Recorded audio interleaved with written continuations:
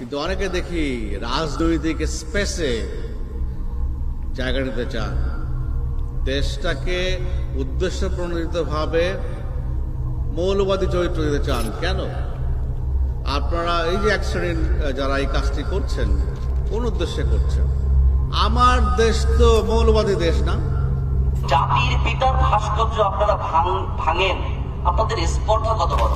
আমি কঠোরভাবে বলতে চাই, যদি এর পরবর্তীতে এমন কোনো ঘটনা ঘটে, সরকারকে এত দুর্বল মনে করবেন না। মৌলবাদী চক্র একদম হাত কিন্তু ভেঙে দেব। আমাদের টাকায় চলে আমাদের জমিতে থেকে বাংলাদেশে অবস্থান করে আপনি বাংলাদেশের বিরুদ্ধে কথা বলবেন? আপনি যদি বাংলাদেশের সংবিধান, বাংলাদেশের আইন না মানেন, আপনার কাছে তিনটে অপশন আছে। এক অপশন উল্টা পাল্টা করবেন, হাত ভেঙে দিব, জেল খাটতে হবে। দ্বিতীয় অপশন হচ্ছে গিয়ে একেবারে চুপ করে থাকবেন।